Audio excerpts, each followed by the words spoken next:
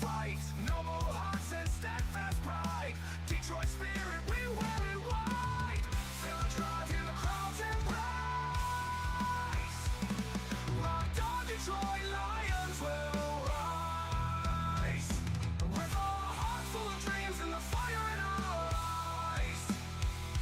From the past to the future, we'll claim our own. In the home of the brave, we'll proudly have grown. In the city, where the roar meets the night, the Lions charge, ready for the fight. Noble hearts and steadfast pride. Detroit spirit, we wear it white. Feel the drive, hear the crowds embrace. Rocked on, Detroit Lions will rise. Rocked on, Detroit Lions will rise. With a heart full of dreams and the fire in our eyes. From the past to the future, we'll claim our own. In the home of the brave, we'll proudly have grown. With every game, we rise and unite. Fueling the passion, igniting the light. Through highs and lows, we'll stand as one. A legacy, a tale that's just begun. Together we roar. Together we grow. Rocked on, Detroit Lions will rise. With a heart full of dreams and the fire in our eyes. From the past to the future, we'll claim our own. In the home of the brave, we'll proudly have grown. So let's lift our voices. Let's turn it up loud. For the love of the Lions, we'll always be proud.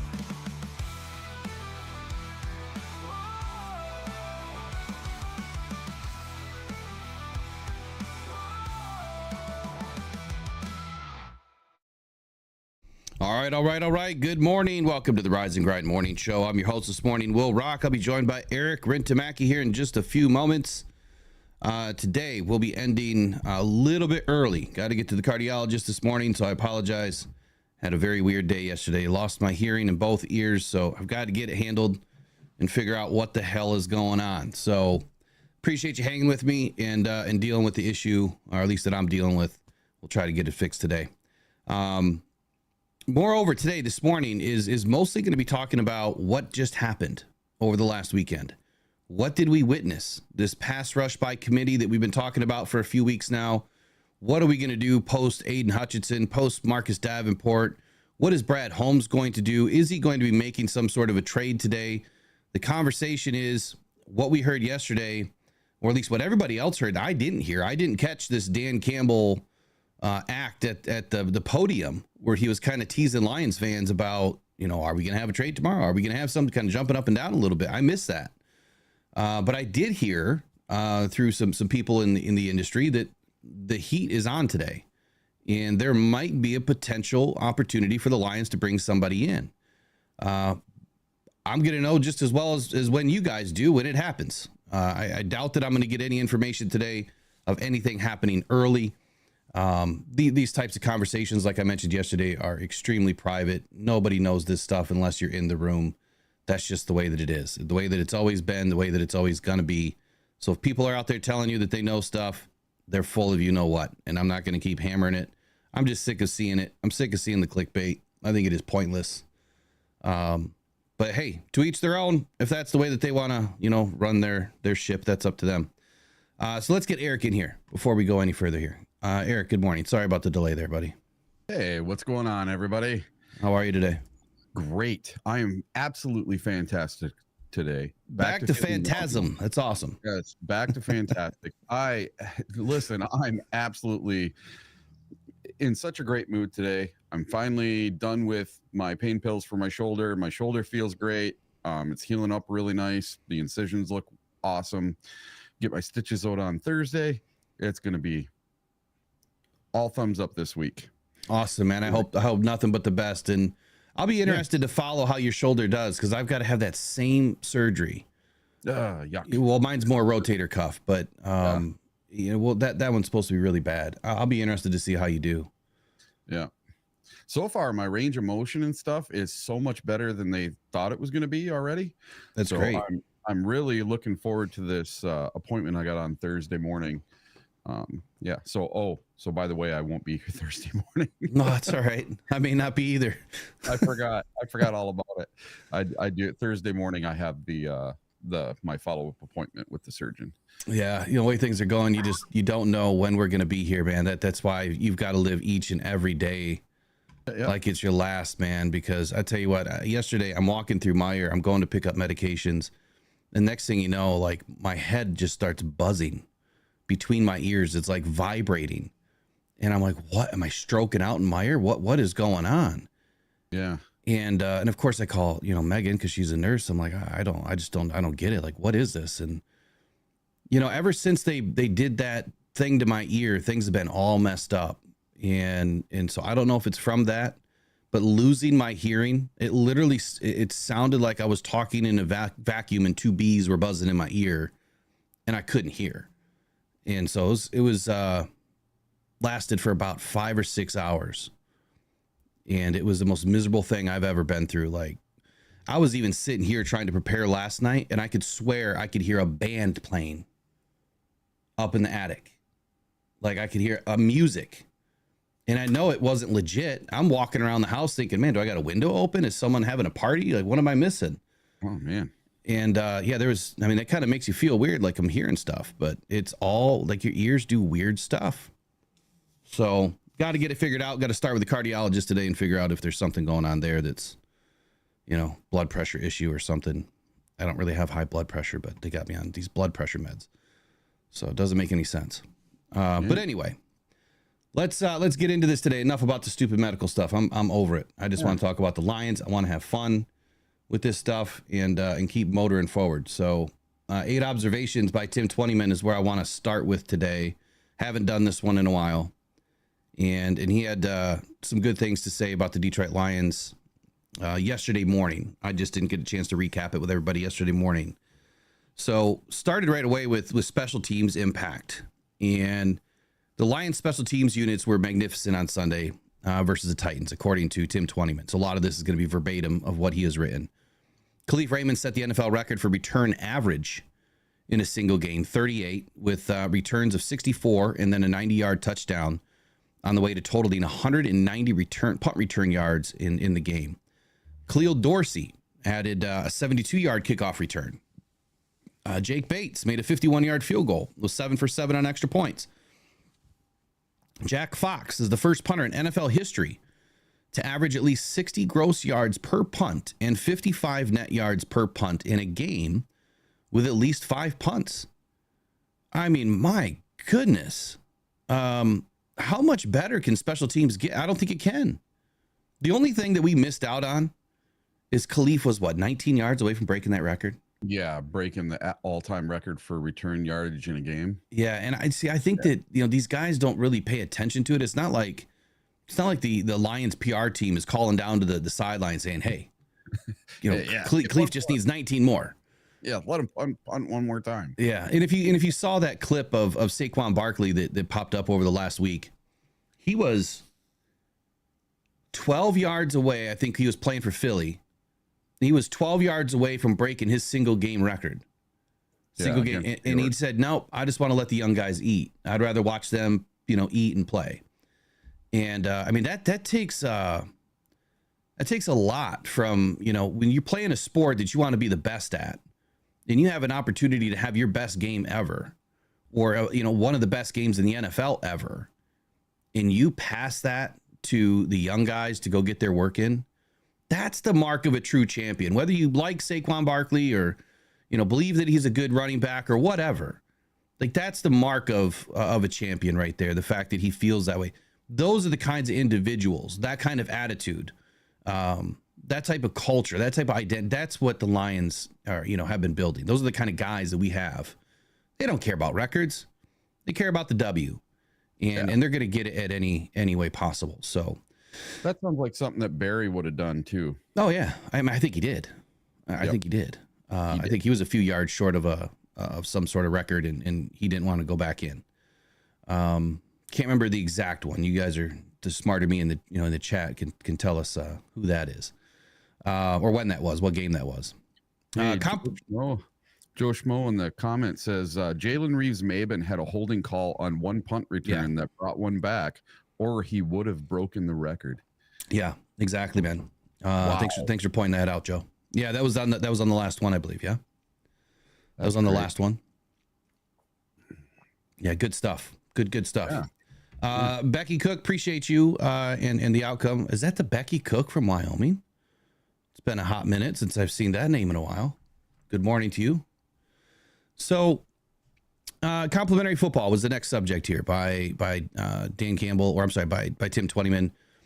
We mentioned the special teams above. Detroit's defense recorded 4 takeaways, 3 in Titans territory, to set up the offense to set the offense up with great field position. As a result, Detroit's 225 yards of offense are the second fewest all time for a team that has scored 49 or more points. Pretty crazy. Like, we didn't need Jared, right? I mean, still needed him, but we didn't need Jared. We didn't need the Jared. We just needed a version of Jared to show up on Sunday to just toss a couple of balls around. I mean, it was like practice out there for him. So it was pretty fun to watch, that we get so deep, on the other side of the field, and they're just able to make plays. And the way that Ben was drawing those plays up and getting guys wide open. I mean, I don't know if there was even a contested touchdown all game. I don't think there was. Amon-Ra was wide open. Sam Laporta's, pass from Montgomery, that one was probably the closest one I think we've seen all day.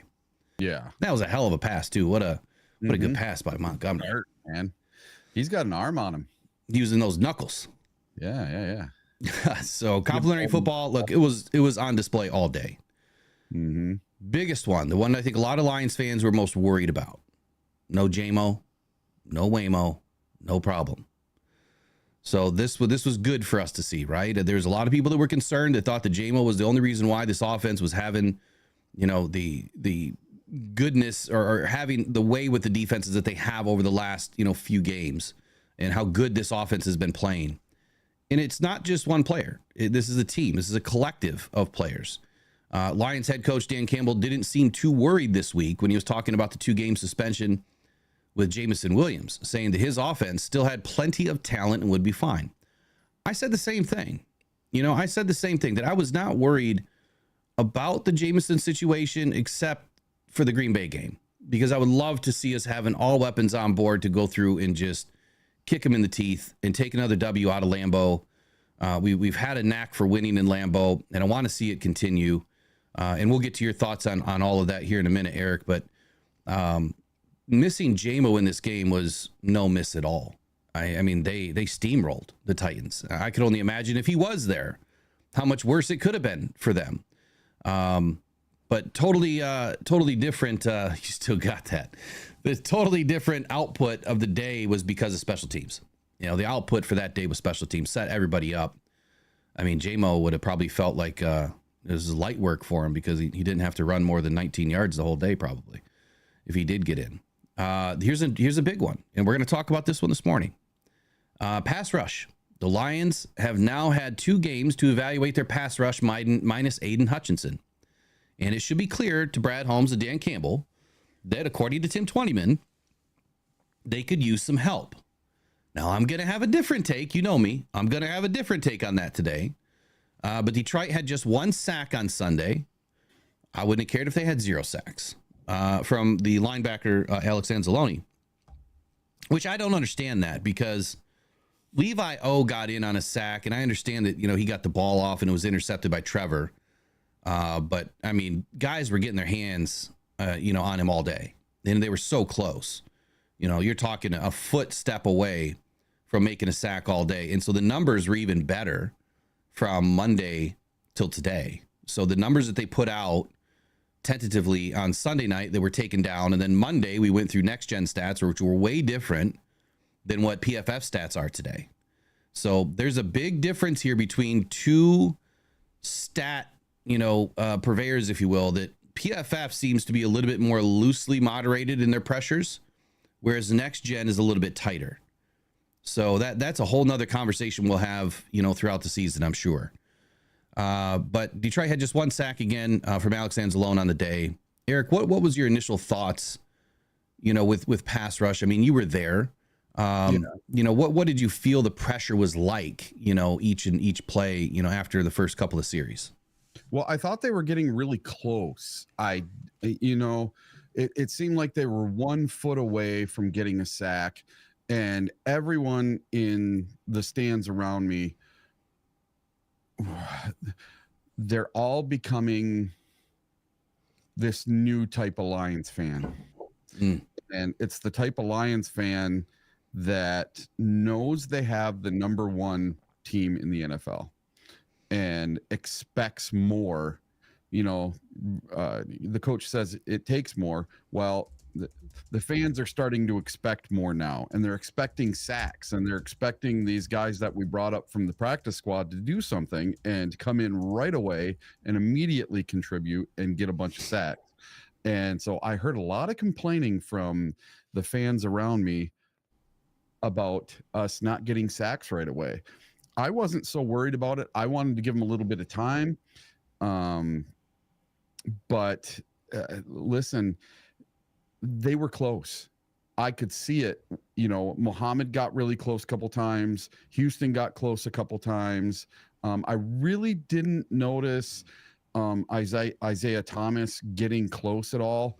And I was really trying to pay attention to him. I really was. He looked good. I thought he was going to have the bigger role than Muhammad, but Muhammad ended up having a little bit bigger of a role, I think. Once they got in, it was them getting their feet wet, and I could tell it was Isaiah Thomas getting his feet wet.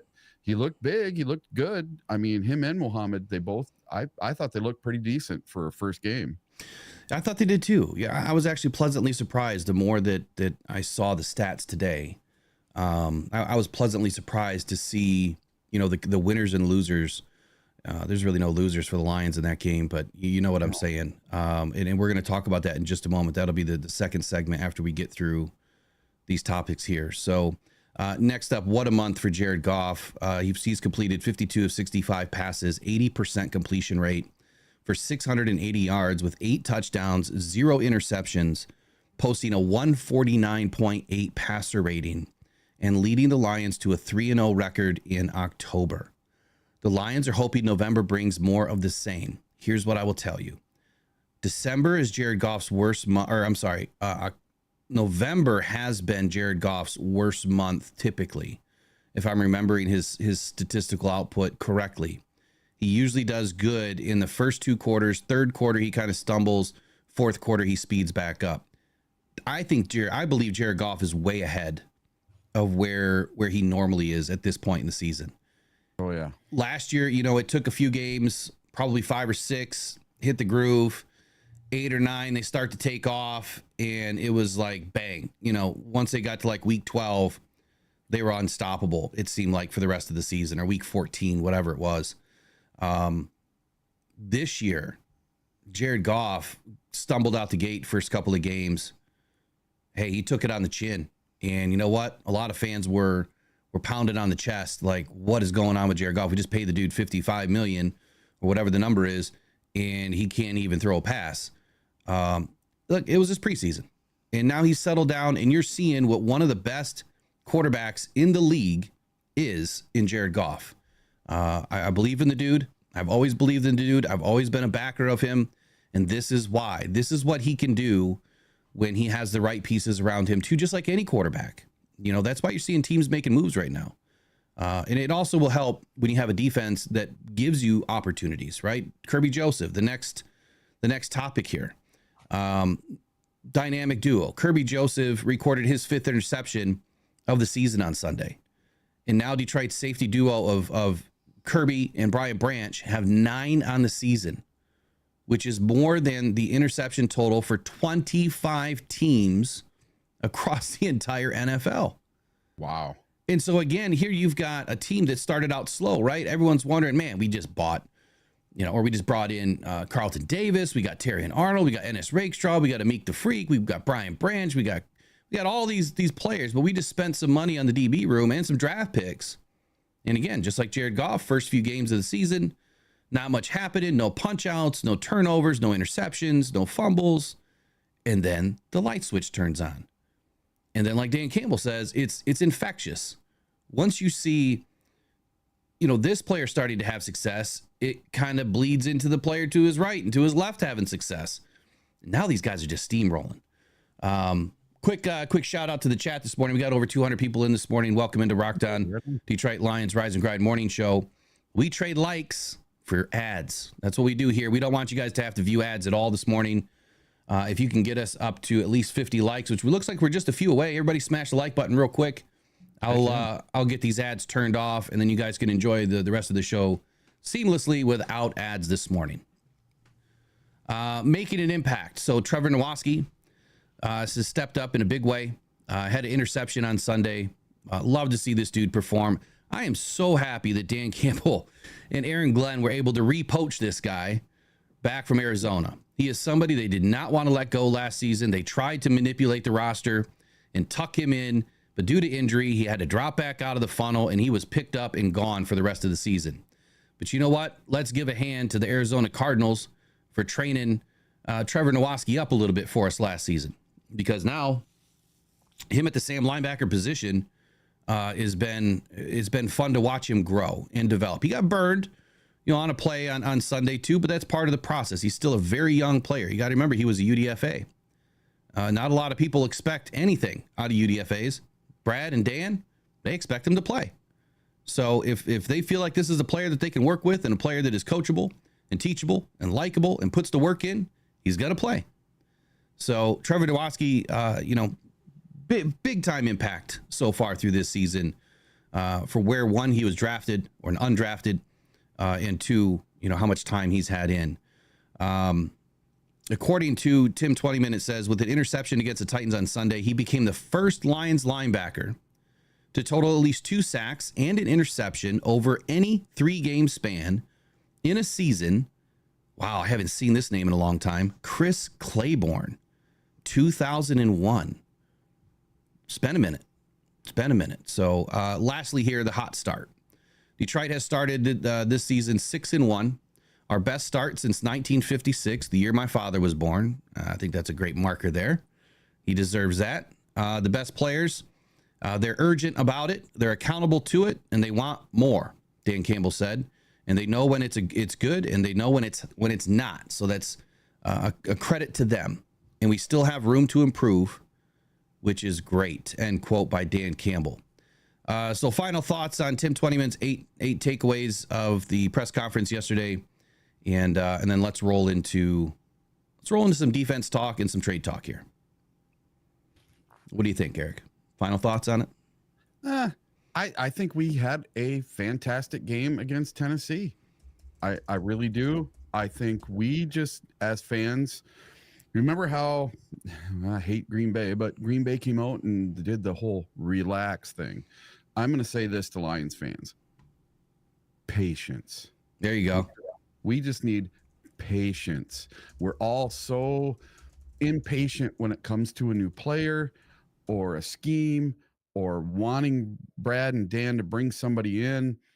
Just have some patience. They're going to do it at their speed. They're going to do it when they want to do it. Are they going to do something? Maybe, maybe not. We don't know yet, but we'll all find out together. Let's just have a little bit of patience. I know everybody in the chat wants to know who we're picking up, when we're picking them up. We don't know. We'll find out when everybody else does. We just have to have a little bit of patience. I would certainly agree. Eric, if you wouldn't mind kind of just peeling through the chat for a moment, if you find some good comments and things to highlight.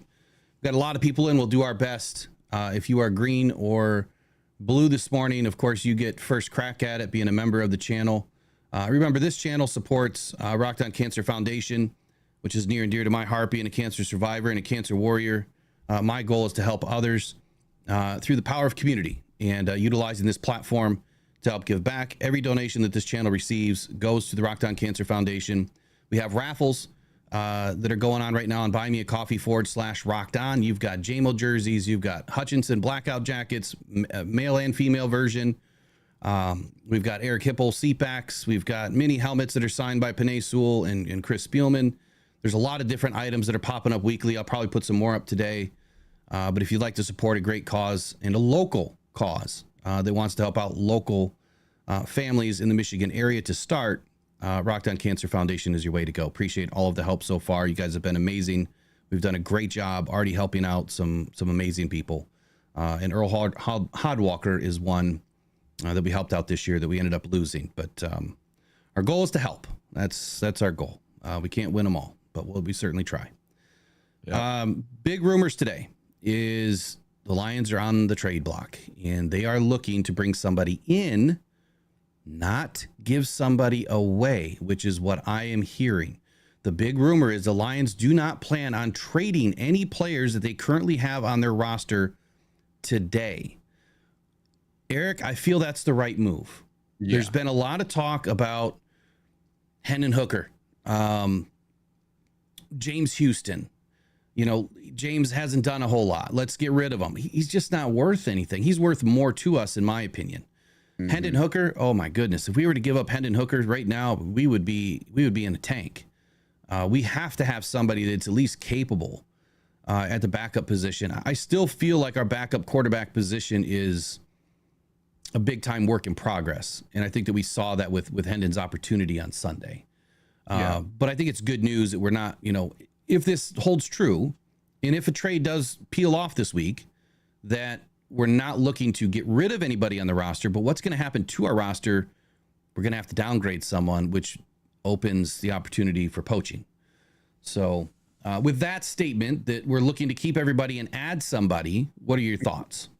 Well, once again, I'm going to preach some patience because everybody in the chat is going nuts because the Kansas City Chiefs traded for Uche yesterday for a 6th round pick.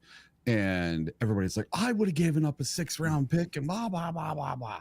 Okay. Yeah. Well, have patience. Maybe Brad does something that's 1,000 times better than that.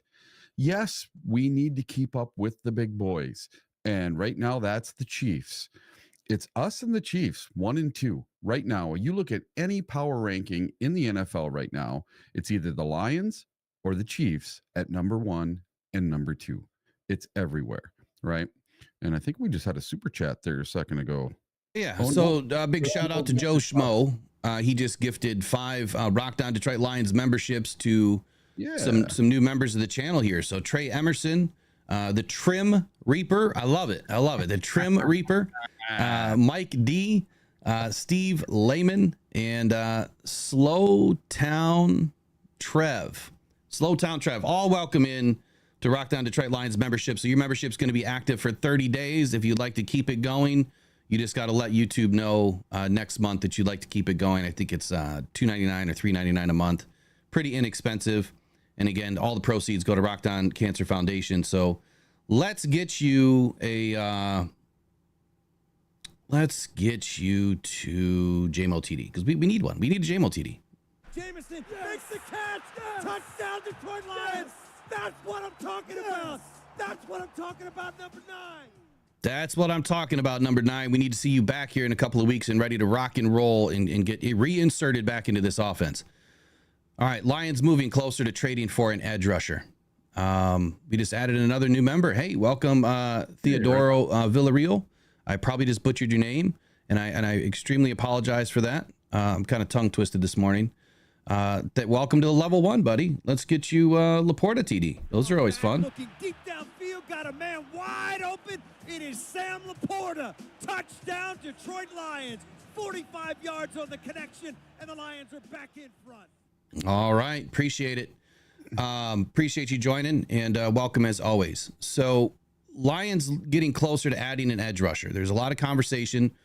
There's been a lot of talk. There's been a ton of reports. There's been, countless video after video after video of this player, that player. Do you know the only player that makes sense, Eric? What do you think? Who's the only player that makes sense? Aiden Hutchinson. Well, yeah. But the only player that makes sense is the one that Brad Holmes picks. Yeah. That's the only one that makes sense to us, right?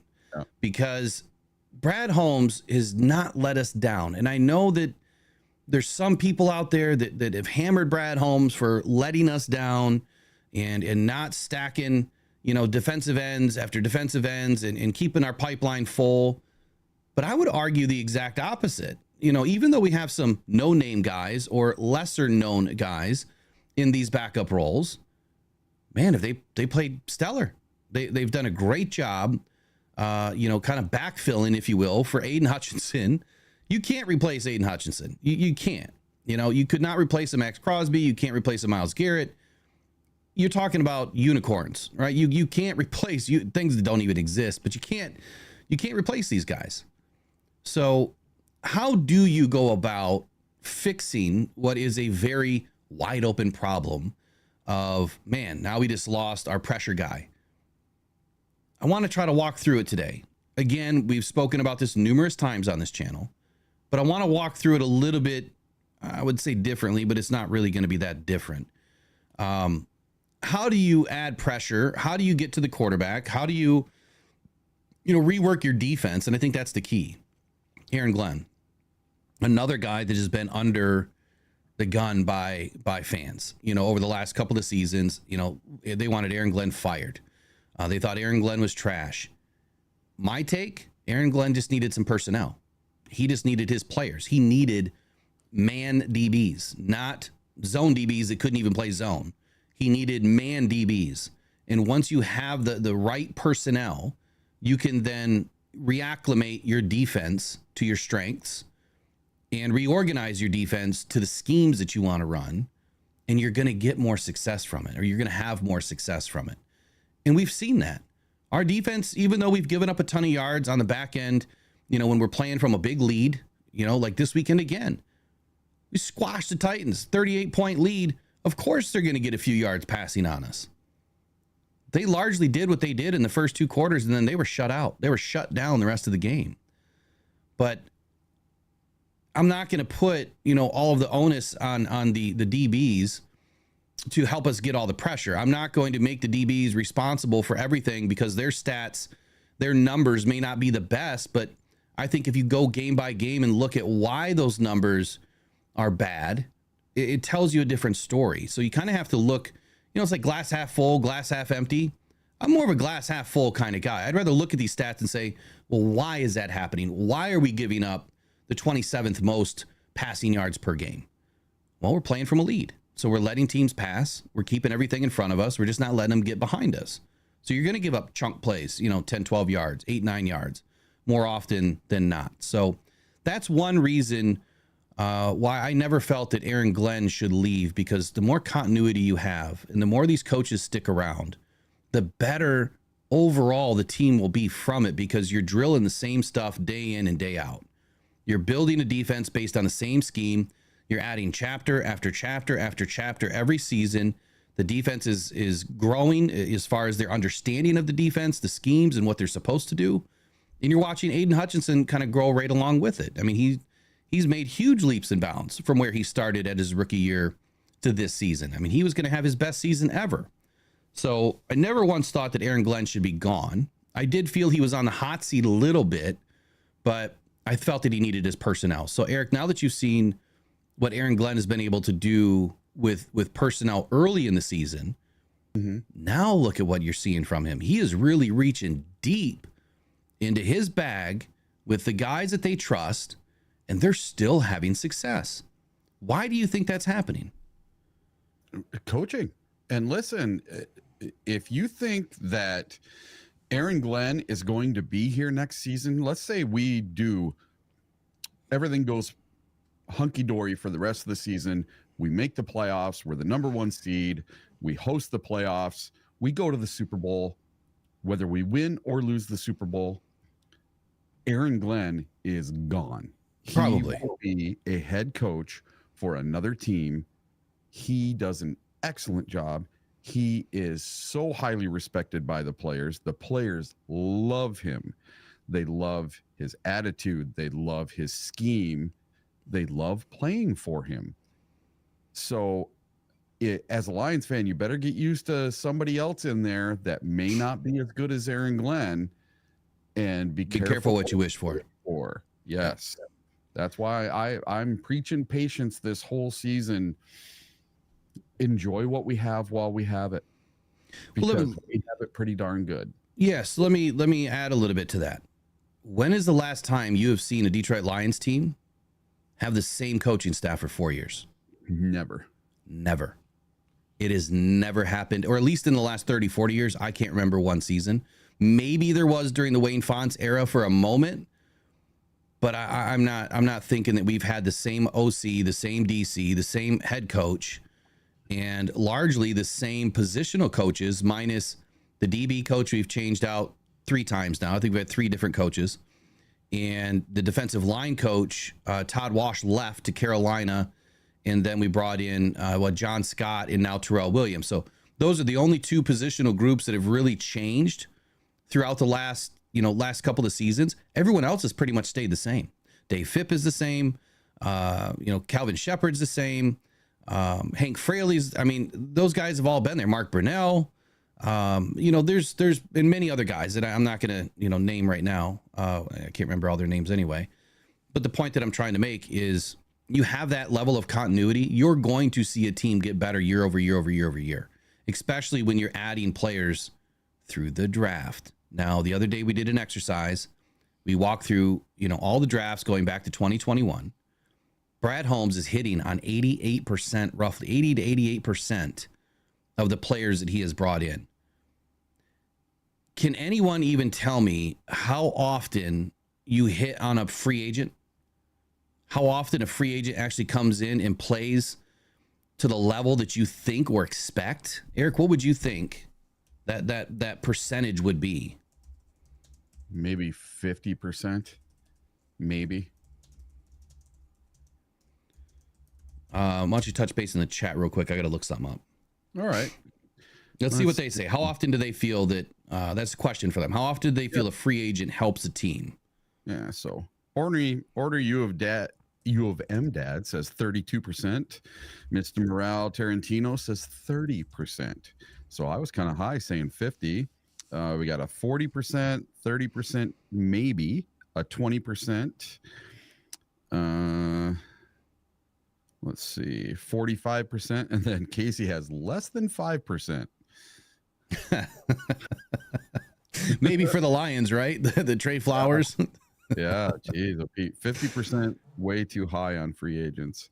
So I'm glad that you guys are putting these, below 50% numbers in there. And I'll be honest, I don't have a number. I don't have an exact stat. This is not something that's really been tracked a whole lot. I'm sure if we dug and really dug deep into the interwebs, we could find something. But I'm just going to base this off of my memory and my, time of watching football for 40 plus years, and, been watching it at a higher level the last 25 years and even higher probably the last 5 years. I would say that number is probably below 40%, 35, 40%, that they're going to come in and play to the tune or the level that you're expecting them. So when you're looking at these guys and you're saying, Chase Young, we'll just go Chase Young. He had, and this is going to be a fake number.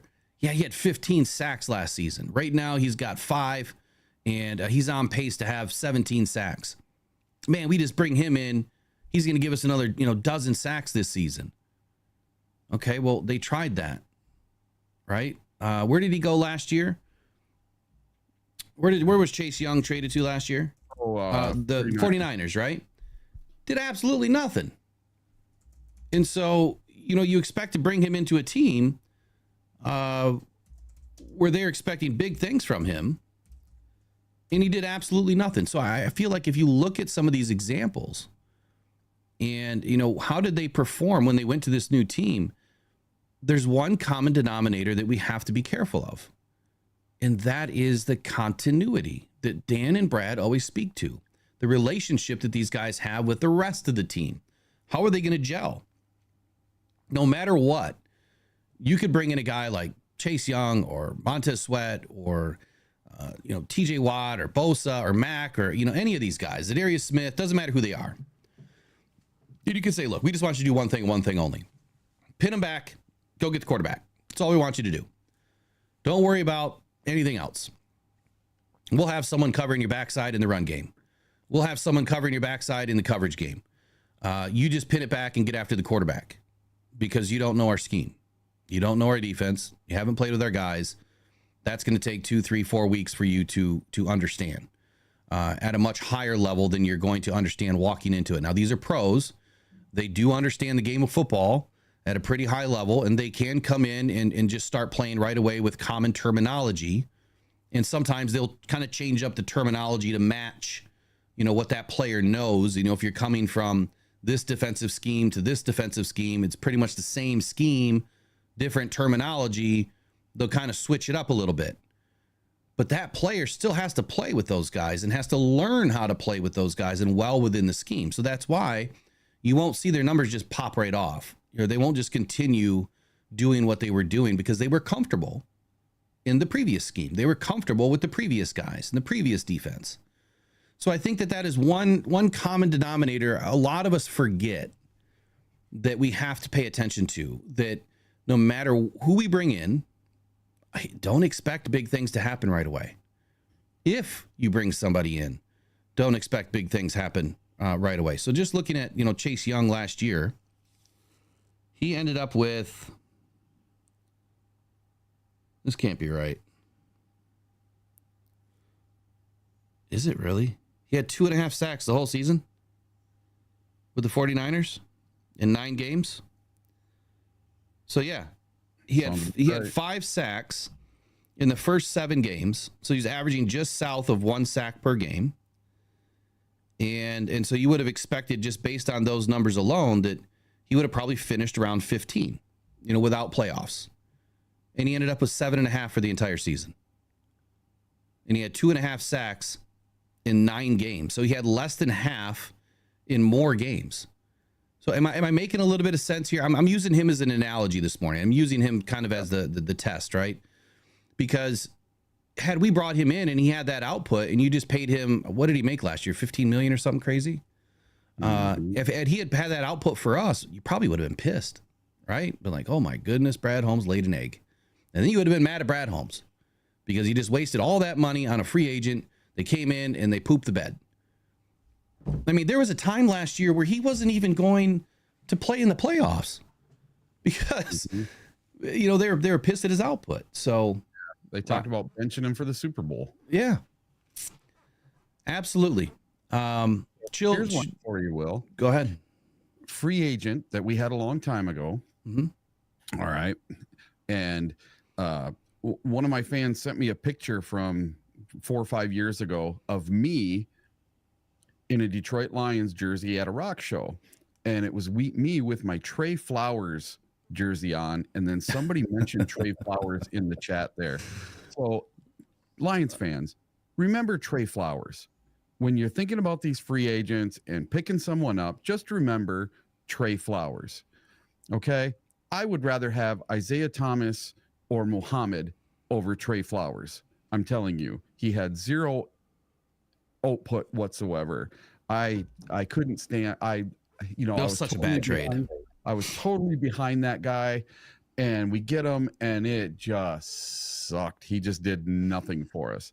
Great locker room guy, but just 0 output whatsoever. So be careful what you wish for, Lions fans. Let's have some patience. Let's just hope that Brad gets it right.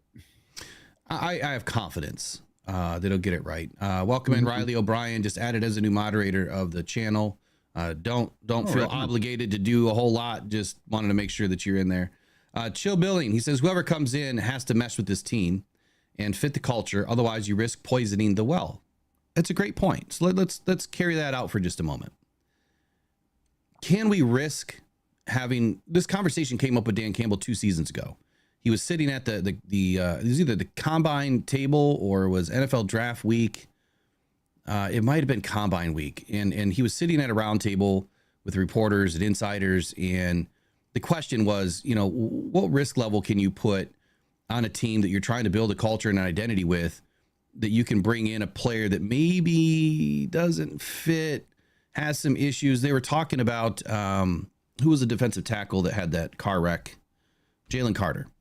That's who they were talking about, because the Lions were in line to grab a player like that, or had an opportunity to grab a player like that. And so I think the conversation surrounding that was, yeah, you could probably add one player, maybe two, depending on the culture and identity of the team already, but maybe one player with where, the Lions were at that time.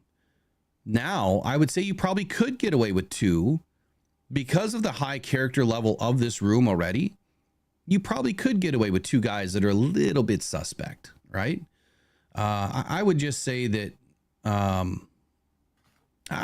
we have to be extremely careful for what we expect from whoever we bring in, just like Eric was saying. But more importantly, they have to keep the continuity level the same. They have to keep the relationships tight. You can't let somebody come in and start to kind of bully their way, like, hey, I'm here to save the day. I'm captain, save the game, and it's all about me now. Watch me work, and then infect the team. And I hope that wouldn't happen. I would never expect that out of Brad Holmes or Dan Campbell to bring in that kind of a guy. But it does happen. Believe it or not, it does. Look at the Hassan Reddick thing. I mean, had we brought in a guy like that just completely screwed up a locker room, I mean, that Jets team is so far off its kilter, it's not even funny. Dave Scott says, could you imagine if we were waiting to see what Quinn and Patricia were going to do for a move? Thank God that nightmare is long over. Trust Brad and Dan. Whatever happens will make sense. Whatever happens, whatever doesn't happen. Whatever doesn't happen. But we are expecting something. That is the news. And again, according to Dan Campbell yesterday, which I wish I would have saw that yesterday. I would have done a video on it. It's kind of funny, actually. Today could be the day. Was he just teasing? Well, according to people I know, there is some hot talk. But we just don't know exactly who it is or what's going on. That's the problem. Let's talk about what have we done, and why do I trust Brad even more? I've seen some people in the chat this week saying we need two defensive ends. We need a defensive end and a linebacker. We need more edge rushers. We need more pressure. We're not getting pressure. And I see these statements. And my first question to you is, do you look at the stats before you make a statement? Because if I were to say, Eric, man, we sucked against the Titans, we got zero pressure, would that be a true or false statement? That'd be pretty darn false. Pretty darn false. And here's what I will say. Who do you guys guess in the chat that was our lead? Eric, don't answer. Who do you guess that was our leading pressure provider on Sunday? Don't look, don't cheat. Just take a wild guess. Was it somebody we had on the team or somebody we added to the team recently? Who was our leading pressure guy? Jared Goff. He was under some pressure. That's for sure. Morale Tarantino says Aleem. U of M Dad says Reader. Chill Billing says Ali or Aleem. Isaiah, I would say Washington. Isaiah. Who's Isaiah Washington? I don't know. I think he means Isaiah Thomas. Oh, Nowansky, Aleem, Nowansky, McNeil. And that's what I would have thought too. I would have thought that it would have been one of those guys. You guys are going to be shocked. You're going to be shocked. His name is Al-Quad Muhammad. The guy that we just brought in has 6 pressures on the day. Let me pull up his stats real quick. Versus the Titans, Al-Quad Muhammad, or Al-Quadine, I butcher his name, Al. I'm going to call him Al Muhammad. 6 total pressures. He didn't have a sack, but his 6 total pressures led the Lions charge to allow other guys, to get their pressure or to make big plays. And that was really nice to see. Now, I'm glad that, these stats were refined a little bit. Now, this is PFF stats. Next gen stats are a little bit different. Our second leading pressure guy, and you guys know me, I always say that we're going to lead through the center of the defense to get to the quarterback, to help corral the quarterback, stop the run game, whatever, get the pressure so that, your outside guys can work or your linebackers can work. Levi Onwuzurike. Levi Onwuzurike was the second leading pressure guy with 5 quarterback hits. Now, Muhammad had 6 total pressures that came by hurries. Congratulations, Gavin Borgensen. Welcome to level 2, buddy. Welcome to the loyalty crew. Hey, right on. the goal tonight is we do tape review. And so you look for your message tonight, probably around 7 p.m., 8 p.m. We'll do a behind the scenes all 22 review of this last week's tape versus the Titans game. Welcome to the team, buddy. We'll get you a Gibbs TD. Goff takes the snap, gives to Gibbs. Gibbs bounces through a hole. There it goes outside 20. Gibbs 15. Gibbs 10. Angling to the end zone. Touchdown, Detroit Lions. Oh, baby, what a run. Man, I love that run this weekend. Hey, before we go any further, I want to give a shout out to Riley O'Brien. Yes, sir. And his podcast. Man, if you guys have not listened to the podcast with Will as a guest on Riley O'Brien's podcast, you need to go listen to it. It was awesome. Fantastic 1 hour interview. Great interview. Great show. If you guys haven't watched it, go check it out. Yeah, the Talkin' Football podcast is available to you guys anywhere on Apple, right, and Spotify. Riley, please plug away in the chat. But the Talkin' Football podcast is about a 90-minute interview, and I think we're going to be doing a part 2. There's a lot of questions he didn't ask. I'm kind of long-winded. You know, that's why my super fan name is going to be the Motor Mouth, the Motor City Motor Mouth. That's my new name, the Motor City Motor Mouth. Once I get my costume made, we'll have fun with it. Next year it's gonna be a costume. I'm making a float. We're gonna be doing all sorts of cool stuff at the tailgates. It's gonna be a fun time.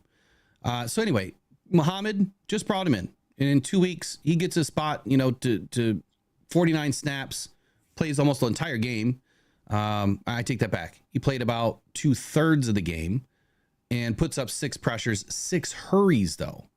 That's the point of emphasis. This is not just pressure where he's pushing, you know, a tackle or, you know, a guard back into the pocket and collecting a senseless or meaningless pressure. No, he hurried the quarterback to make an errant throw, or, you know, a throw too quickly, or to step out of the box and someone else smack him. You know, that's what matters to me when I watch the tape tonight with everybody. That's what matters to me. Is seeing how well he affected the game. Onwuzurike, so a guy that's been battling back for 3 seasons to get onto the field, interior defensive lineman, played right defensive end, right end more so in this game, up against 2 of the best tackles in the 2 of the better tackles in the league, based on their grades, had a pretty good game. So, man, I got to hustle. We got about 35, 40 minutes left. Brian Branch. So utilizing our DBs to get some pressure. Brian Branch had 2 total pressures, 1 quarterback hit, 1 quarterback hurry. DJ Reader had 2 pressures, 2 hurries on the day. Jack Campbell had a pressure. Ali McNeil had a pressure. James Houston had a pressure. Isaiah Thomas had a pressure. Ben Nyman, Pat O'Connor, Alex Anzalone. I mean, guys, ladies, gentlemen, we're talking 10 different guys getting to the quarterback here. That is pass rush by committee. I've been saying it all season. I would rather see every person on this defense getting their hand in the game and affecting the game somehow. Because if this guy is now getting double teamed, now this guy can go make a play. And if these guys are getting double teamed or chipped or whatever, now this guy can go make a play. AG is so deep into his bag right now. I call Ben Johnson a mixologist. I'm going to have to come up for a nickname for Aaron Glenn right now, by the way that he is really commanding this defense and at a high level. I mean, he is doing things that we haven't seen him do before. He is utilizing schemes and defenses that we have not had to use before, and it's good to see. And it's because he trusts what he has on this team. 22 total pressures on the day. 22 total pressures on the day. If you go back and look week by week, week 1, we had 27. Week 2, we had 14. Week 3, we had 16. Week 4, we had 37. So this is our 3rd best game of the season. Week 5 doesn't want to load. Because we were on the bye. Yeah, but now it just screwed me all up. Oh, goodness. It just gave up. It just quit. Said, nope. Week 6, we had 24. So this is now our 4th best game of the season. Week 7, we had 15. So it was our 4th best game of the season, and it's our 2nd game without Aiden Hutchinson. pretty solid numbers, ladies and gentlemen. Pretty solid numbers. Now, we only had 1 sack. Then you hear the other argument. Well, we're not getting sacks. What have I always said, Eric? Do we need sacks to win a football game? No. No. Are they nice to have? Yes. But look what the pressure did with Levi. What did it turn into? Interception to Trevor Nowaski. Yeah. What about the pressure by Ali McNeil, I believe, turned into that interception to Kirby Joseph? Yeah. So pressure does matter. Yes, it does help. But sacks are not the end all be all. You just need to be able to create an opportunity for the other guys behind you. That's why I'm a little bit less concerned. You were going to say something. Go ahead. Well, Paul Fitch in the chat brings up a very good point that Mason Rudolph had 225 yards in the first half. And what is a real quarterback going to do to this Detroit Lions defense? Yeah, it's a great point. I don't know that I have a real well-prepared argument for that this morning, other than I would say this. Whatever was happening early in the game, the Lions just had to figure it out. And I think what the transition that you saw was Carlton Davis was pulled off of Ridley and Terrion Arnold was inserted, but we're gonna make sure of that tonight. I think that they kind of switched who was covering Ridley, and then they kind of switched the scheme a little bit. I felt like we were going a little bit too much zone against Ridley, and they should have been man with a bracket. And that's what I ask for every week on the number 1 wide receiver is man in a bracket, if you can afford to, depending on what the offense has for weaponry. You know, if they have 3 wide receivers that can gash you, it's going to be very difficult to really bracket guys down or double team guys. I do not like zone with our defense the way that it is right now. Unfortunately, I feel like zone is our Achilles heel. Don't like it. I think that we play so much better with a little bit of man, a little bit of zone, and they work it in, and AG's been working it in that way. But to your point, I get it. But that's another point, right? It's first half, largely a lot of that first quarter, and then we shut them down. So what changed? How were we able to affect the game when AG decided to change what he was doing, to change what he was calling, which we don't see very often from AG. We don't see him make an in-game transition the way that he did in this game. But I would say it's about midway through the second quarter, you could start to see an identifiable change to the defensive scheme. We'll find out tonight. I'm sure Mike P will be in tonight too and help us identify a few things that I don't see. But either way, I hear you. I think that we have our work cut out for us against some of the better quarterbacks in the league. But look, Mason's not a bad quarterback. He really isn't. He's diced us up in the past. Yeah. If you remember the last time we played him, it was a 13-13 tie at the Steelers in Campbell's first year. That was our first tie under Campbell. That was his I did not know that. I know we had the tie, but I didn't know it was against him. It was against Mason Rudolph and the Steelers. I almost went to that game because I was traveling through there at the time. So talking about PFF grades, though, this was the big shocker, right? So Levi, I'm sorry. Yeah, week 8. Here we go. Levi Onwuzurike was our number 1 defensive player of the week, 86.1 overall grade.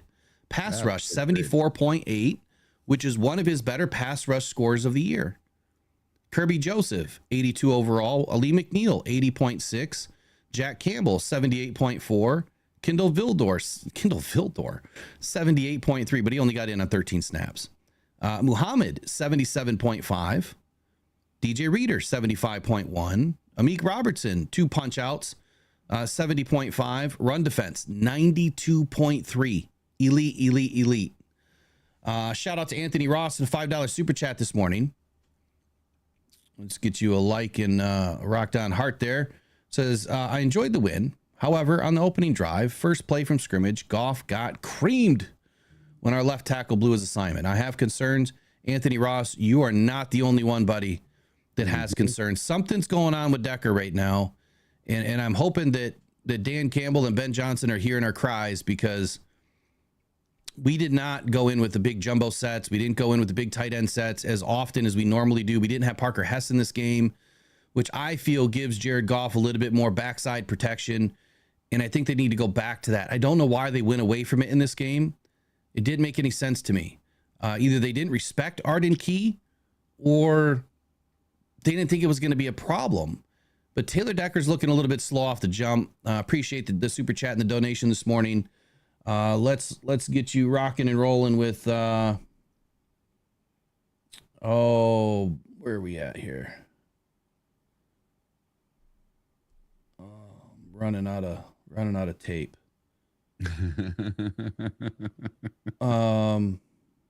I guess we'll go back to the win against the Rams. We haven't done that one yet. Second time since 1957.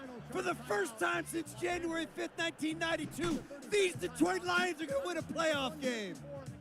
Eric, take it away for 2 seconds. Yeah. So some people here, they're talking about Decker. Now, I would be more concerned if it was becoming this really bad habit that he's doing this all the time, but he did it once in the last game and once in this game where he gave up a pretty nasty sack against Goff. So if it does become a habit, then it's going to be very concerning. So let's give him another game or two. Let's see how he does. Dude's been nothing but great for us for so long. And I know some people are just a little concerned because we gave him this pretty nice, decent contract lately. And maybe now he's slacking. But you got to remember, he's got a new kid at home. He's got another kid on the way, I believe. And just give him a little bit of time. He'll be fine. I think Taylor Decker will be just fine. We just need him for that playoff push. He will be just fine. Don't worry about Taylor Decker. So the last few things I want to talk about with the defensive line here is where have the Lions been since Aiden Hutchinson? And I was listening to a show last night. They were kind of talking about it too. And I never really finished what I started yesterday. We started to get into it and I'm like, I probably should put some research into this. I didn't go as deep as I wanted to. Obviously, with the crap that was going on yesterday, I had other things to pay attention to. Week 6 against the Cowboys, the last game that Aiden played, and he played the majority of the game, right? He went out, was closer to the, beginning of the third quarter, I guess. But our pressures in that game, we had 18. Our pressure rate was 5th best, which means like 5th worst for the offense. 47.4% of plays had pressure, or 47.4% of passing plays had pressure. Sacks, Aiden had 1, but the team had 5 in that game. Time to throw for Dak Prescott, 3 seconds flat. So even though we had 18 pressures and 5 sacks, Dak Prescott still had 3 seconds to throw the ball. In week 7 against the Vikings, the Lions only had 12 pressures in the game, which is good enough for 12th that week. Let me back up. So in week 6, we are good enough for 5th place, 5th best with 18 pressures. Week 7, 12th place, 12 pressures. But our pressure rate was 34.3% of dropbacks or passes, which was right in the middle of the field there at 18th. We had 4 sacks in that game without Aiden. Time to throw, 2.96 seconds, which was good for 10th in the league that week. So previous week, we were 22nd in the league with time to throw with Aiden. Without Aiden, we were 10th in the league with 2.96 seconds of time to throw. If you're catching the trend, let's go to week 8. Pressures, 22. According to my numbers last night, we were tied for 4th in the league with pressures, and that was with 16 pressures, according to Next Gen. So now I'm going to have to go through all the other weeks. I'm going to say that we're probably in 2nd place with pressures on the week with 22. Pressure rate was 7th.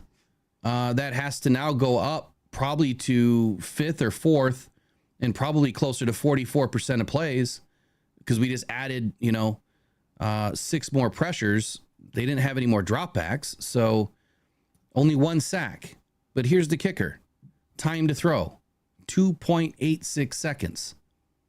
And I kept hearing during the live stream, I kept seeing people saying, man, he's got all day to throw and the Lions aren't getting pressure and this, that, and the other thing. And I'm like, yeah, I don't think so. I feel like we're getting good pressure. I feel like we're getting there. We're just a half a step away. And we're at least affecting the throw. We're affecting the ball. And you saw that. So after, the first 20 minutes of the game, the Lions started to really figure it out. Midway through the second quarter, we shut them down. After their last touchdown, I mean, it was game over. They couldn't do anything really with the ball. The point that I'm trying to make here is we've seen steady improvement in the defense since Aiden has been away. So it's not all doom and gloom, right? Aiden's a huge part of this team. I wish he was playing. I really do. I wish that we still had that style of a player, but we would have never probably picked up, El Muhammad or Isaiah Thomas. And so now we've got two more guys in the fold that could end up being pretty damn good players for us. So just more weapons for us to load in next season, if these guys get another opportunity at a longer contract. So I'm liking that we have opportunities for future guys. I'm not liking the fact that Aiden's got an uphill battle right now and that he's going to be gone for a year, or back next spring. So it's not all doom and gloom, ladies and gentlemen. The Lions are doing fine. Aaron Glenn is finding ways to win. He's finding ways to put these guys in the right place at the right time. And I think that, when we have these conversations, let's just be a little bit open-minded to the fact that we're winning ball games still. And that's the only thing that matters. Yes, we are going to have some difficult games. Very, very difficult games. Matter of fact, when we look at the schedule, the Packers are going to be a very tough team. But right now, the odds-on money favorite that Jordan Love plays is he's not going to play this week. More than likely, he's out. At least that was the latest news this morning. Let me get to that news real quick. We haven't done our daily headlines yet. Packers quarterback Jordan Love considered day-to-day, which really hasn't changed since the weekend. Let's see, has a shot to play, they're saying. But tests revealed Love suffered a strained groin, which puts him in a day-to-day consideration, according to Ian Rappaport and Tom Pelissero, per their sources. Here's what I will say about a groin. If you've ever had a groin injury, they are not easy. And that is going to affect his lateral mobility. It's going to affect his short area quickness. It's going to affect the way that he releases the ball. It's going to affect the ability to escape the pocket. So if he does play and he is hampered even a little bit from this groin, I expect the Lions to get after him. Now, he is someone that is fairly mobile. He is someone that can hurt you on the ground. But again, if he has a groin issue, and it's more likely going to get re-injured if he tries to come back too quickly, all it takes is one bad step, and that groin is going to be re-injured again. So, and we don't want to see that happen. The point that I'm trying to make here is he's probably going to play pretty gingerly. He's probably not going to put a ton of pressure on himself. And that's going to give the Lions an opportunity to really kind of pin it back and get after him. But it's going to have to be quick, right? This is where I expect Jordan Love to get the ball out extremely quick. He's got to get it out under 2.6, 2.7 seconds. Right now, the Lions, they're averaging, 2.86 seconds of time to throw. So that's going to be the target rate for Jordan Love right now. And maybe we can get to Jordan Love a little bit quicker. We haven't analyzed, all of their offensive line opportunities. So whether he plays or whether he doesn't, that's the next concern, because Malik Willis does have legs, and Malik Willis has been hurting teams. So that is a player that we're going to have to corral and somehow, not allow him to run the ball all down our throat on Sunday if he does play. What are your thoughts on the Jordan Love issue and anything else moving forward for that game? Listen, I don't care. We'll get into Packers tomorrow. Yeah, I don't care who we play, really. I think this game is, let's just say I have confidence for this game. That's what I'll leave it at today. I have confidence in this game. I have confidence in our defense. I have confidence in Brad Holmes and MCDC and Aaron Glenn. And listen, our offense is unstoppable. No one has figured it out yet. It is going to score some points, and we are going to score a bunch of points on Sunday. And I don't think there's anything the Packers can do about it. They can try to score a few points of their own, but I don't think they'll score enough to keep up with us this weekend. Well, according to Joe Schmo a few minutes ago, he said that, we should have Pascal back this week. I hope so. I hope. I mean, look, he's been playing well. Look, you cannot deny what Levi Onwuzurike and Josh Pascal have done in the limited amount of time that they've been playing on the edge. And I think that's the other thing that we need to really take into consideration here is these guys have not played the edge position primarily their entire NFL career. They are hybrids, interior defensive linemen that can flip outside. That doesn't mean that they have the speed of an end. That doesn't mean that they have all the, the tricks and, of the trade as an end. But they can bull rush. And that's largely what they're using is a bull rush. Don't see a ton of bend from these guys, but being able to bull rush can sometimes just be enough. Just trying to overpower, overmatch, good hand placement, good hand fighting techniques. And these guys can make a difference in the game. But the fact that they've had very limited opportunity and they're already having big time success, what I consider big time success, given the fact that we're winning games, we're not getting beat outside, we're still containing the run, still containing quarterbacks, still getting pressure, affecting the quarterback throw. Those are all the things that you're looking from someone that you're trying to bring in. And we're still able to do those things. No, I'm not in denial about anything. I still feel the Lions need to add somebody. And again, we're expecting that they're going to add somebody. Championship teams do championship things. And one of those things is making sure that your team can compete at the highest level. And right now, the Chiefs are that team. They want a three-peat. And they just brought in, 2 or 3 players in the last week? Week and a half, right? Who did they bring in? They just brought in Josh Uche. Yep, and Hopkins. I mean, so you're talking 2 premier players. I mean, Josh Uche was a steal. Absolute steal. And so that's a question. It's a question for the chat. Why would Brad not bring in Josh Uche for a 6th round pick? What's going on there? What are we missing? Well, like I was saying, you remember the last time we brought in someone from the Patriots, how well that worked out for us. And I'll tell you this. Let me see if I can find it here. So points per game right now, the Chiefs are scoring 24.7 points per game right now. Mm-hmm. The Lions are scoring 33.4 points per game. God, that's crazy. Point differential, the Lions are at 100. The Chiefs, I believe, are at 40. So it's the Lions are a much better team right now, even though we don't have the super pass rushers. Now, listen, how spoiled were we for weeks 1 through 5 or 6, 1 through 4, that we had Marcus Davenport and Aiden Hutchinson? Right. Because how spoiled would you feel to have those 2 right now? Just to have those 2 back right now, how much more amazing would you feel as a Lions fan? You'd feel that we were pretty dominant, right? So we were very, very spoiled to have those 2. And yeah, we'll do something. Just we need to have some patience. Ed O'Neill with another super chat for $1.99. Talk about our run D plus back-to-back 90 yards. Talk about the run D and back-to-back 90 yards. I think we're doing okay still.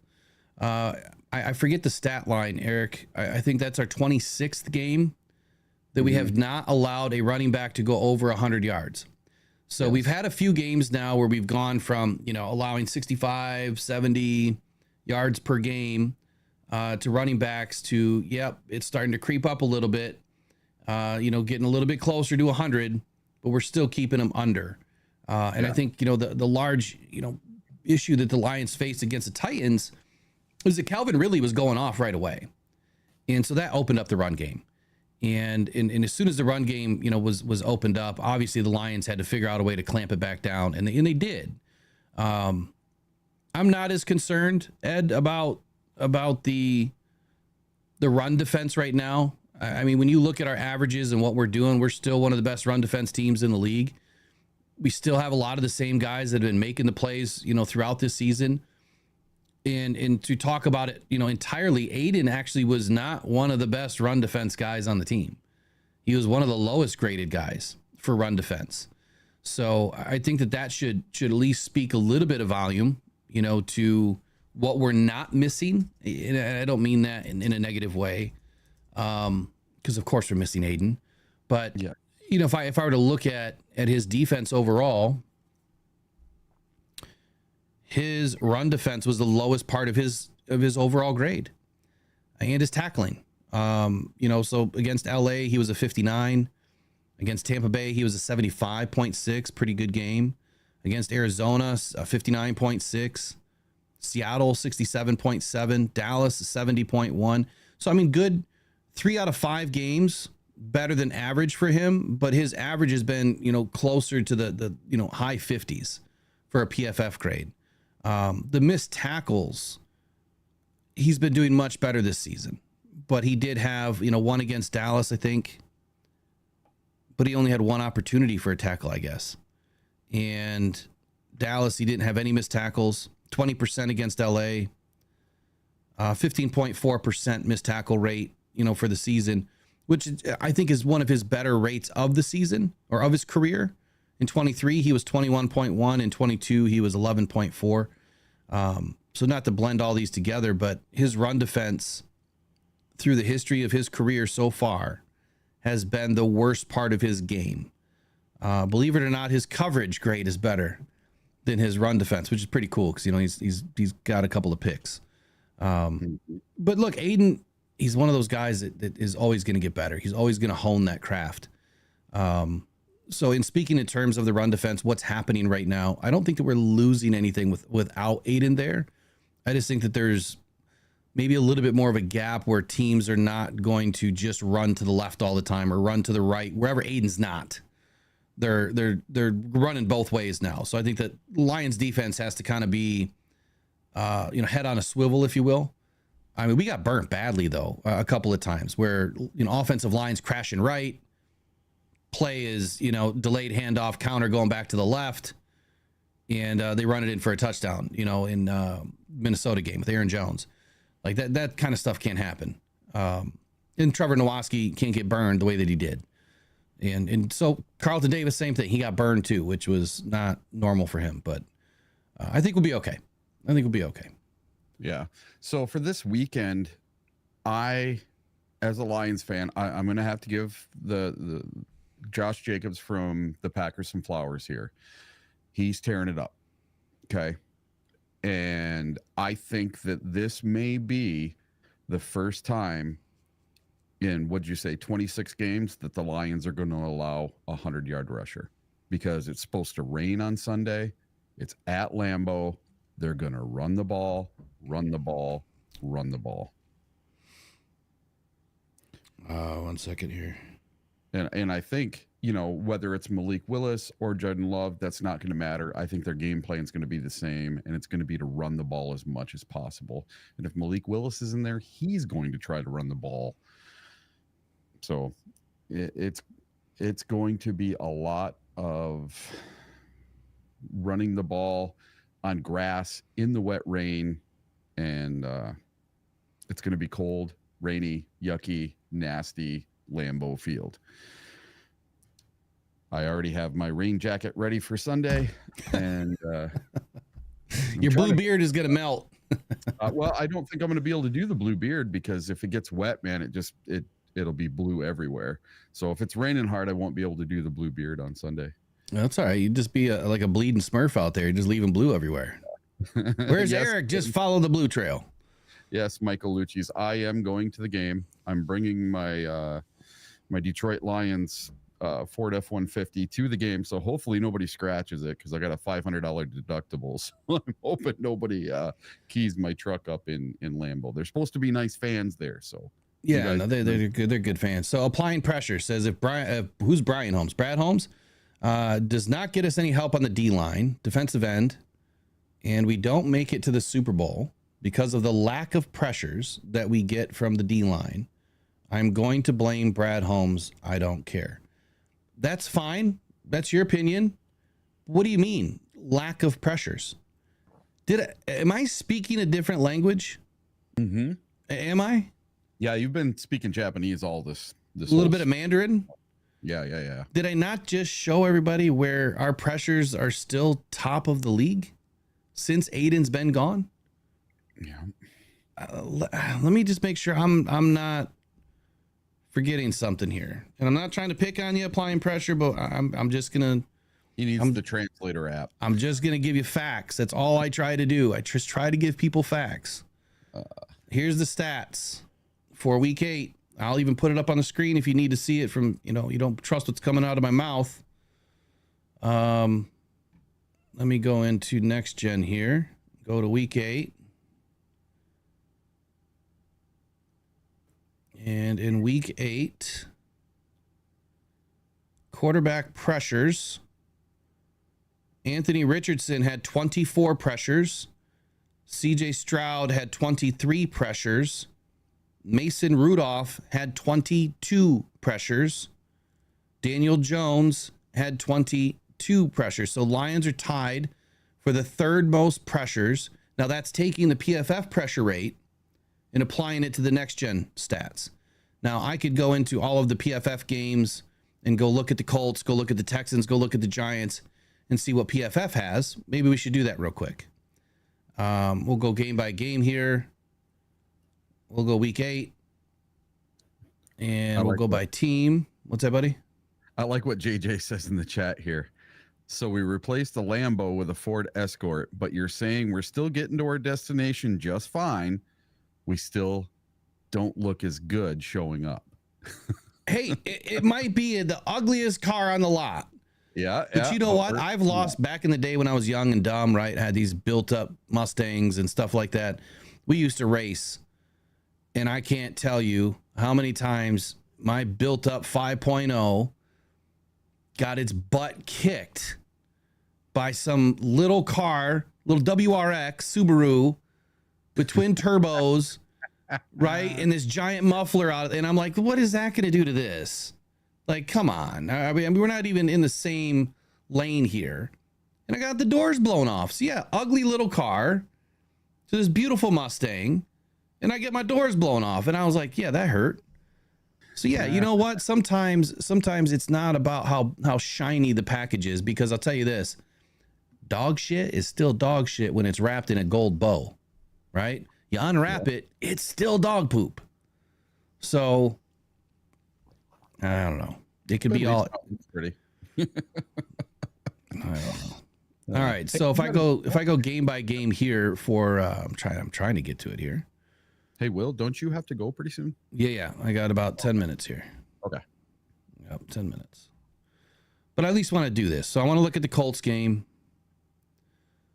And let me go back to next gen. So Anthony Richardson was pressured 24 times according to next gen, which would have been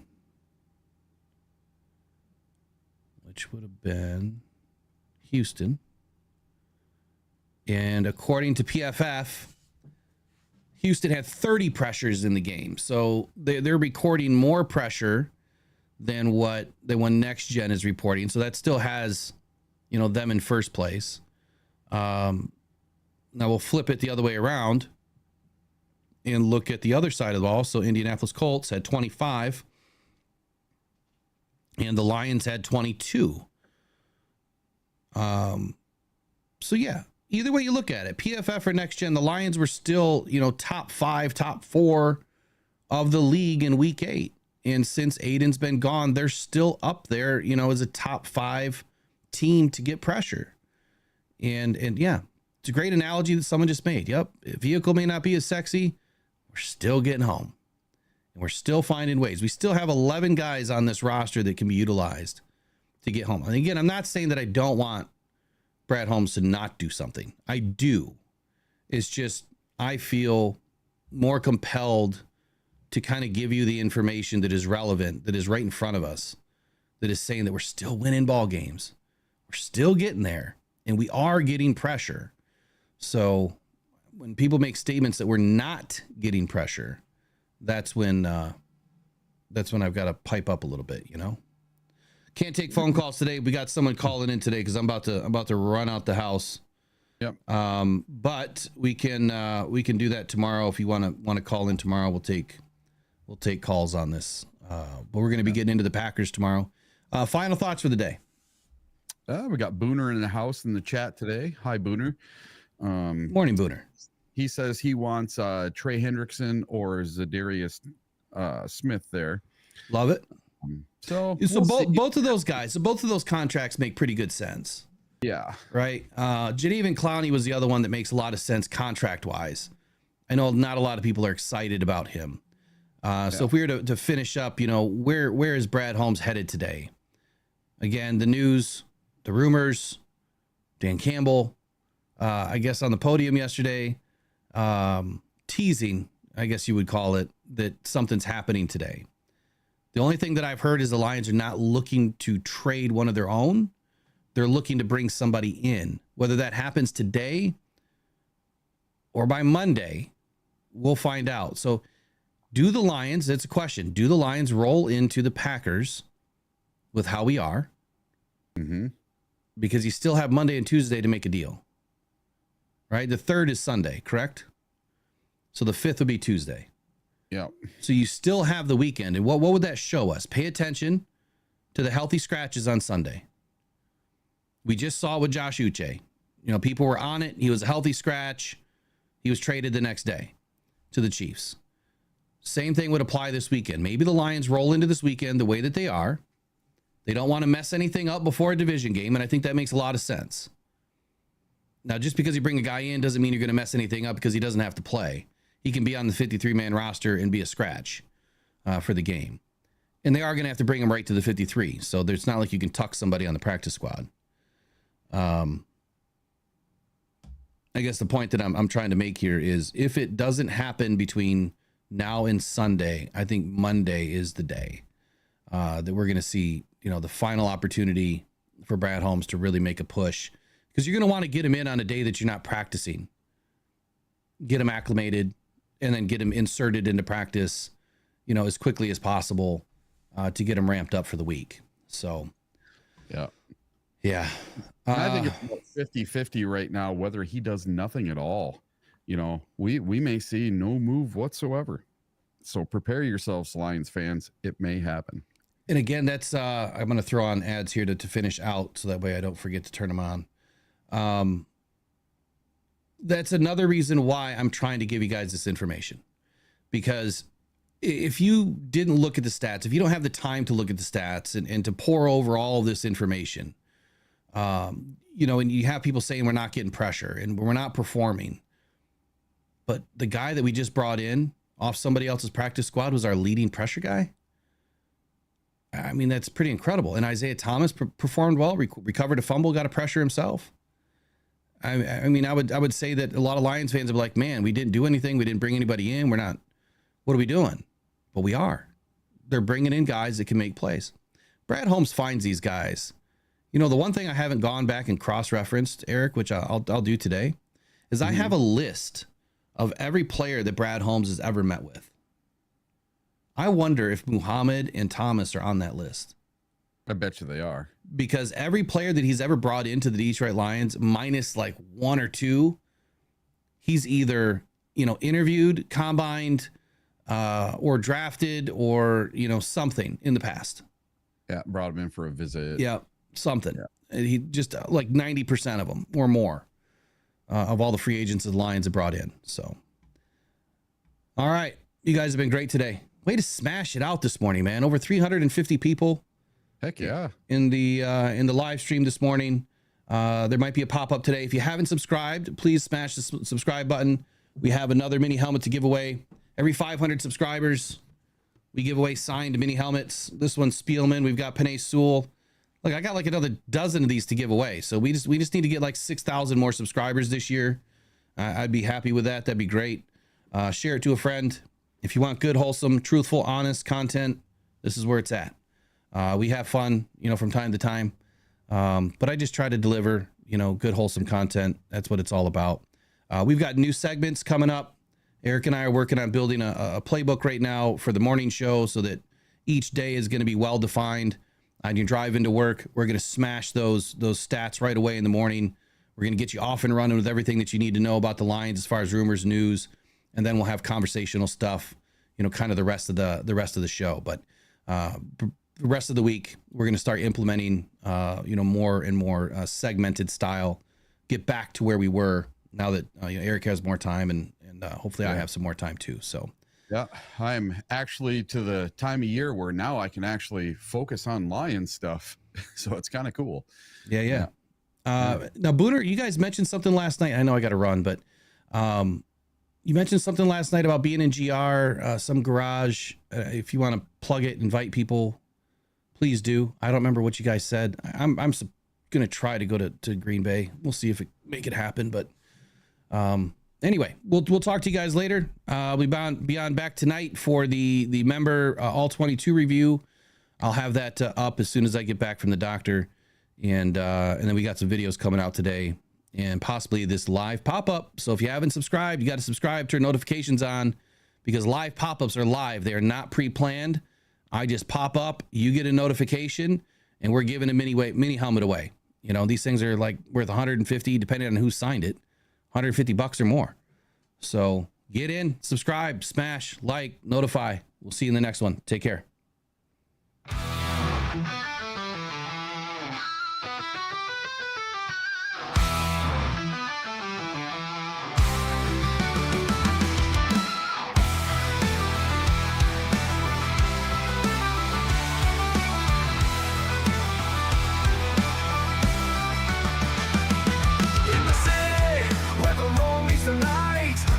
Charge, ready for the fight. Noble hearts and steadfast pride.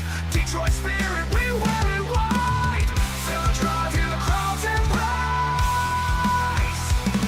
Rock on, Detroit Lions will rise.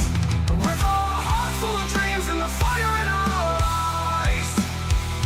From the past to the future, we'll claim our own. In the hall of the brave, we'll proudly have grown.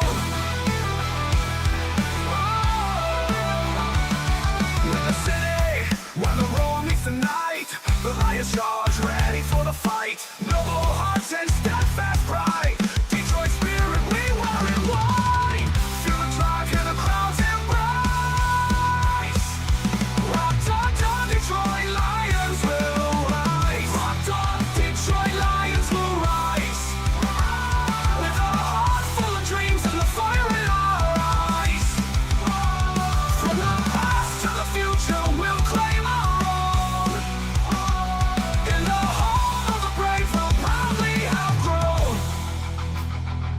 With every game, we rise and unite. Feeling the passion igniting the light. Through highs and lows, we'll stand as one.